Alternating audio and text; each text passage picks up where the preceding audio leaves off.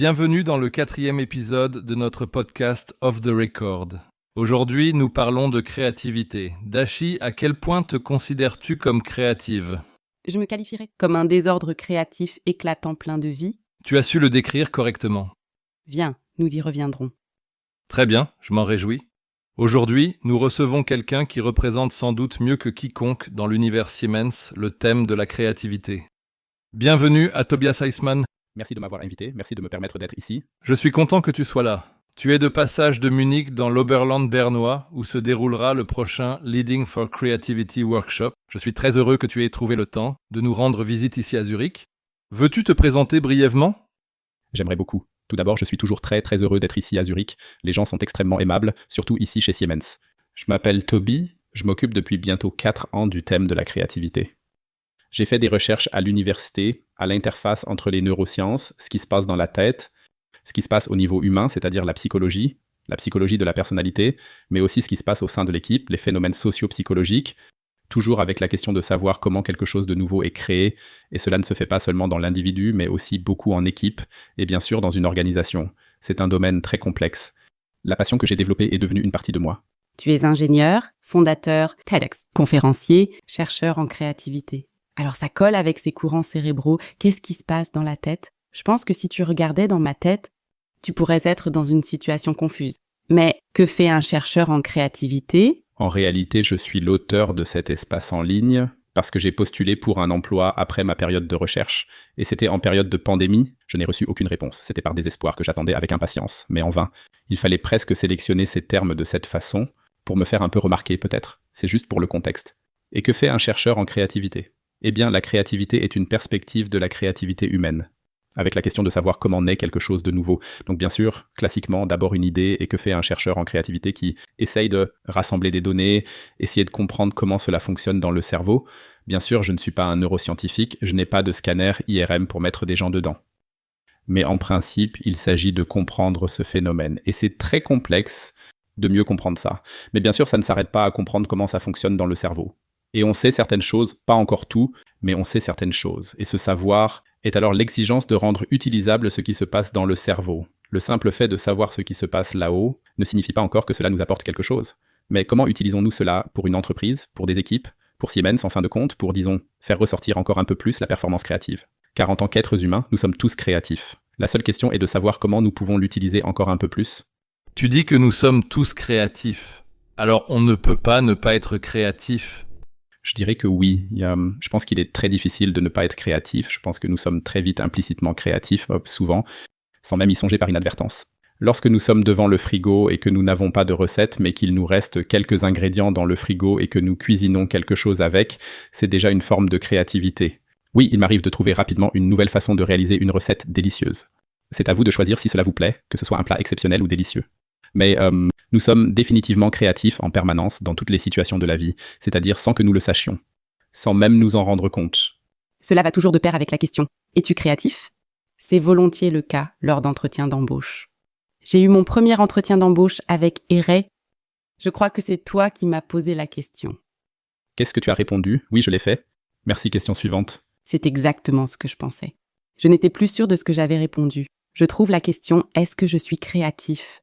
Alors comment les autres me perçoivent-ils en termes de créativité et comment est-ce que je définis la créativité ? Si tu me poses la question, que ce soit à l'école ou à l'université, j'ai toujours su comment mener à bien mon travail et trouver ma voie artistique tout en conservant ma créativité intacte. C'est pourquoi j'obtiens un coup de pinceau droit ? Non, pas du tout. Alors où commence la créativité ? Où s'arrête-t-elle toujours ? C'est, je pense, une question multiple.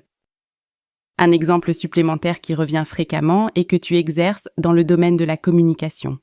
Alors, en appuyant sur un bouton, sois créatif. Tu es bien créatif. Sinon, tu ne peux pas travailler là-bas. Donc c'est un terme notion très large. Effectivement, la communication est un domaine classique de la créativité. On fait également mention du secteur créatif. Donc je me demande toujours, existe-t-il également un secteur non créatif ? En réalité, non.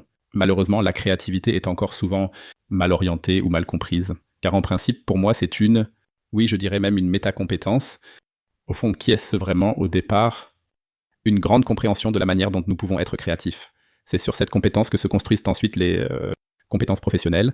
Tu as bien sûr besoin de cette compétence de base sur le fonctionnement de la créativité. Et puis tu as besoin de compétences encore des connaissances en communication pour pouvoir de pouvoir être créatif dans le secteur de la communication. Mais de la même manière, si tu veux écrire un prochain algorithme d'intelligence artificielle, tu as besoin de compétences en génie logiciel, oui, ou de compétences juridiques et financières. Parce que dans tous ces domaines, il faut être créatif. Le dénominateur commun, c'est ce qu'est la créativité et quels sont les leviers pour devenir plus créatif, individuellement ou en équipe. C'est effectivement toujours la même chose, bien sûr, mais aussi de manière différente selon le domaine dans lequel on évolue. Quand je pense à la créativité, je pense aussi plus souvent au mot espace de problème, espace de solution, convergence, divergence. Peux-tu nous les expliquer plus en détail, s'il te plaît ? Exactement. Donc, quand nous parlons de créativité, nous sommes très souvent automatiquement dans l'espace des solutions. Nous pensons à des idées, à des solutions, à des réponses possibles à un problème. Et c'est déjà le premier point, que la plus grande performance créative ne se produit que si nous explorons d'abord plus précisément le problème et que nous comprenons mieux quel est notre problème. Est-ce vraiment ce que nous voulons dire ou y a-t-il autre chose derrière ? Est-ce que nous résolvons le vrai problème ? C'est une telle question. Cela signifie que « the magic happens in the problem room », dit-on toujours. C'est très important de le savoir. Cela signifie qu'il y a deux mondes et que souvent, nous sautons la salle des problèmes. Les deux espaces sont pertinents, et le thème de la divergence et de la convergence, c'est à nouveau aussi pour les deux, espace de problème et de solution. Il est important de savoir, nous avons toujours deux manières différentes de penser et de travailler. D'une part, supposons que nous ayons défini le problème. Nous l'avons vraiment compris, d'accord. Que faisons-nous ensuite ? Nous ouvrons la pièce, nous travaillons de manière divergente. Nous réfléchissons à une centaine d'idées de solutions différentes, par exemple pour résoudre ce problème. C'est ce qu'on appelle ouvrir de manière divergente, faire un brainstorming classique sur ce qui est une manière de faire. Et après, bien sûr, je ne peux pas continuer à travailler avec une centaine d'idées, donc je dois à nouveau converger ou penser ou travailler de manière convergente, c'est-à-dire revenir à une idée à une autre, revenir à une ou deux idées avec lesquelles je peux continuer à travailler. Et ce thème de la divergence-convergence, et bien sûr, cela n'arrive pas qu'une seule fois, c'est itératif, c'est toujours un va-et-vient souvent, mais c'est super décisif pour vraiment comprendre ce qui se passe exactement, ou que l'on comprenne aussi que l'on ne peut pas diverger et converger en même temps. Mais c'est souvent le cas dans les ateliers où les gens me disent qu'ils ont compris.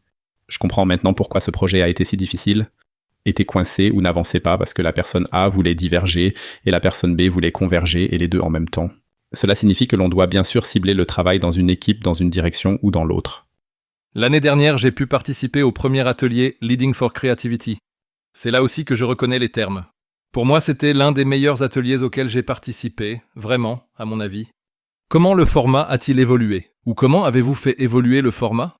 Je pense que nous avons changé beaucoup de petites choses et des adaptations effectuées en fonction des retours. Je considère que l'aspect le plus remarquable demeure l'expérience avec un chef renommé étoilé. Cela aussi est resté. Je pense que le plus grand changement ou développement est que nous travaillons maintenant sur un projet commun. Échanger sur place, quand chacun apporte son propre projet, cela rend les choses plus difficiles. Nous avons donc trouvé un juste milieu, chacun apporte ses propres projets et nous créons un transfert dans le quotidien, mais nous avons aussi un projet commun sur place afin de pouvoir travailler ensemble de manière plus étroite, de pouvoir apprendre et échanger de manière encore plus étroite. C'est peut-être la chose la plus importante et la plus grande chose qui a changé. On dit souvent « fais simplement une fois » ou « fais simplement autrement ». Et beaucoup supposent ainsi que tu es également créatif. Je voudrais faire un pas en arrière. Pourquoi la créativité est-elle si importante ? Chez Siemens, tu fais beaucoup avancer le sujet, tu as fait beaucoup de choses ces derniers temps. Pourquoi cette question est-elle d'une telle importance ? De mon point de vue, nous parlons beaucoup de technologie, et c'est bien sûr pertinent car nous sommes une entreprise technologique en tant que Siemens. Mais si je me souviens de mon stage, j'avais un mentor à l'époque chez Audi AG, et à la fin du stage, il m'a dit une chose. Toby, regarde, nous avons tout. Nous avons les personnes les plus intelligentes avec beaucoup d'expertise, d'expérience et de connaissances dans la tête. Nous avons des technologies, beaucoup, et nous avons de l'argent à la fin. En cas de doute, nous pouvons rassembler tout cela pour trouver de nouvelles technologies ou de nouvelles solutions. Donc en fait, nous avons tout pour construire la meilleure voiture possible, dans le cas d'Audi AG, la meilleure voiture possible, et pourtant nous échouons à certains endroits où nous avons des défis, des problèmes. Pourquoi ? Parce que nous sommes des êtres humains. Parce que l'art englobe la diversité des connaissances humaines pour créer et développer la meilleure automobile, quelle qu'elle soit, en produisant continuellement une nouvelle innovation, le tout aboutissant à une création finale inégalée. Donc en réalité, tout ce dont je me souviens, c'est l'art à la fin. Au moment présent, je ne l'ai pas vraiment compris, mais cela m'a laissé perplexe pendant un certain temps et est resté ancré dans mon esprit. En fin de compte, cette expérience s'est fixée dans ma mémoire, dans le sens où, en fait, si je transposais, c'est l'art de créer quelque chose de nouveau, la créativité. Parce que le savoir est là, les technologies sont là, ça va toujours plus loin, toujours mieux.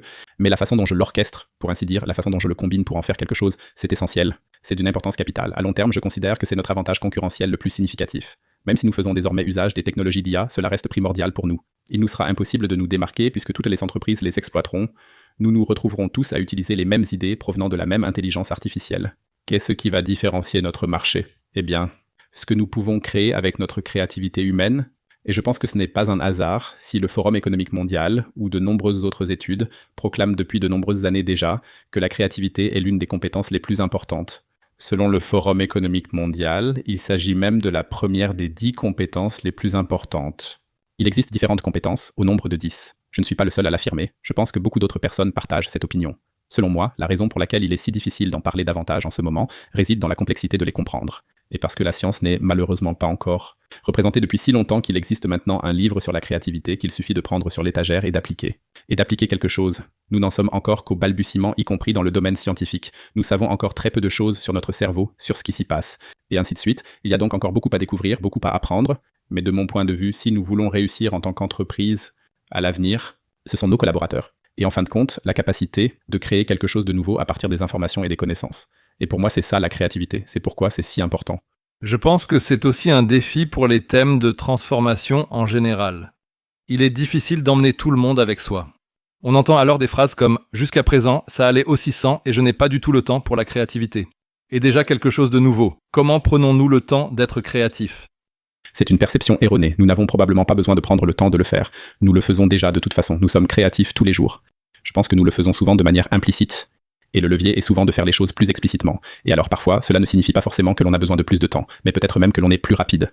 Ok, c'est passionnant. Je ne sais pas comment ça se passe chez vous, mais chez moi, ce sont les brainstorming qui fonctionnent le mieux quand je vois les gens en personne. Cela peut être un endroit très inspirant, par exemple dans un beau jardin le soir avec une bière. Et voilà que nous abordons le thème de la bière. Maintenant, c'était une mauvaise transition. Tu viens d'une région où la densité de brasseurs est la plus élevée au monde.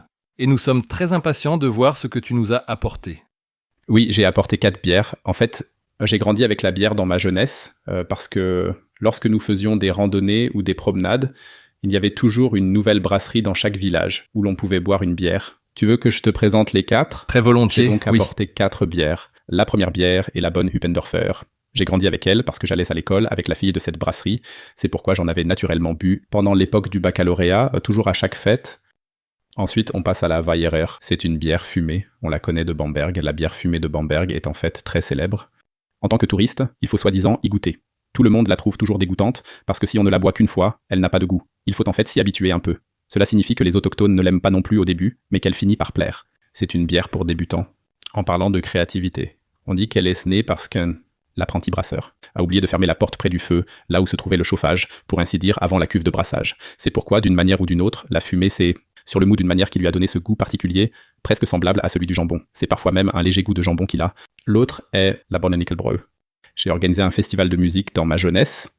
Cette brasserie, qui a vu le jour en 2008, est encore relativement jeune dans le paysage actuel. Nous avons ensuite toujours servi lors de nos festivals de musique. Pendant environ 5 ou 6 ans, à cette époque, c'était la bière que j'aimais le plus. Cet individu provient de la ville allemande de Nuremberg, la Schanzenbräu Rotbier. C'était ma bière favorite lorsque je vivais à Nuremberg pendant une longue période de temps. Ceci est juste un petit aperçu de mon passé, illustré par ces 4 bières. On pourrait penser que je suis un grand amateur de bière. J'apprécie de boire une bière de temps en temps. Cependant, il ne faut pas non plus en abuser. Pour tout vous dire, l'autre jour, je me suis rendu compte que cela faisait environ 2 semaines et demie que je n'avais pas bu ma dernière bière. Mon abstinence a été plus longue que prévu. Si tu recevais maintenant la commande de créer une nouvelle bière, comment procéderais-tu ? J'arrêterai le projet et le laisserai tomber parce que je sais que je comprends la créativité, mais je n'ai absolument aucune idée du métier de brasseur. Mais en fait, mon petit cousin est maître brasseur. Cela signifie que je l'appellerai. Étant donné que je ne connais absolument pas la profession, je dirais que je n'y arriverai pas de toute façon. Il y a quelque temps, nous avons eu une discussion avec Thomas Frick concernant les forces et du strength scope. Et il était également question de la créativité, entre autres. Que faire si la créativité n'est pas notre point fort ? Il est en effet très fréquent que de nombreuses personnes disent toujours que je ne suis pas du genre créatif ou que je ne suis pas né créatif. La question est plutôt de savoir dans quelle mesure nous nous sommes entraînés ou non à travers notre socialisation dans la société, la manière dont nous avons grandi, les systèmes éducatifs. C'est un peu comme si nous ne courons pas pendant 3 ans et que nous voulons tout à coup courir un marathon un jour, cela nous fait très mal ou nous n'y arrivons pas. Tout le monde peut s'entraîner. Chez Siemens AG, il existe bien sûr différents formats que nous proposons pour apprendre à s'entraîner. Il s'agit d'une Creativity Masterclass, mais aussi d'un format Leading for Creativity, où nous allons maintenant, cette semaine et à partir de demain au Blosé en Suisse, on entend souvent par créativité une technique de créativité. Ce qu'il faut savoir, c'est que cette technique de créativité n'est pas en soi de la créativité, mais qu'il s'agit en fait d'une sorte de recette pour amener une personne qui utilise cette technique à adopter un comportement. Ceci implique que la créativité est effectivement une manifestation de comportement chez l'homme. Tout le monde peut l'entraîner. Cela signifie que l'on peut s'y entraîner et que vous pouvez tous nous aider à le faire, vous qui faites partie du Creativity Lab. Super, où pouvons-nous vous réserver? Comment cela se passerait-il? De manière classique, dire « cela me semble tout à fait passionnant » et « justement ce thème de la créativité, est-ce que c'est moi? Oui, non. Comment puis-je l'entraîner? La créativité en appuyant sur un bouton. » Je suis toujours très prudent et j'accorde beaucoup d'importance à ce qui existe réellement dans ce monde, offre la créativité en appuyant sur un bouton par exemple.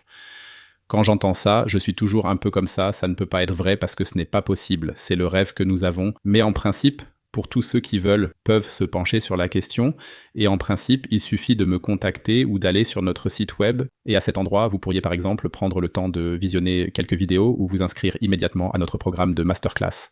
Je pense que cela aide tout le monde, et l'autre chose, c'est pour les collègues suisses, les dirigeants, mais il y a ce Leading for Creativity, ce qui n'a pas encore de lien d'inscription, mais on peut aussi regarder une vidéo sur le site internet. Je pense que cela donne envie d'en savoir plus. Mais les formats existent en diverses variations. Nous n'en avons pas encore établi complètement les standards. Ce n'est pas aussi simple que de simplement se rendre quelque part et choisir. Cependant, c'est généralement ainsi que tout commence en théorie. Beaucoup d'équipes viennent me voir et commencent par faire une journée d'investissement. D'abord, toute l'équipe parle. Sur le thème de la créativité, j'ai des discussions approfondies avec mes collègues afin de parvenir à une compréhension commune. En passant, nous prenons une journée entière pour échanger nos idées et perceptions. Notre équipe remarque également ces échanges constructifs. Est-ce que j'y vois un potentiel ou est-ce que je n'y vois pas de potentiel? Est-ce que je veux l'approfondir? Est-ce que je veux y investir encore plus ou pas? Donc cet atelier d'une journée est souvent un très bon point de départ pour de nombreuses équipes pour se faire une idée. Est-ce que c'est pertinent pour nous? Oui, non. Et puis pour mettre les bases. Nous pourrions encore y discuter pendant des heures, et il y a assez de bière. Malheureusement, nous sommes déjà arrivés à la fin. Merci d'avoir été avec nous, Toby. Merci de m'avoir permis d'être là. Et amuse-toi bien dans l'Oberland bernois. Oui, ça va être génial. Merci à vous deux.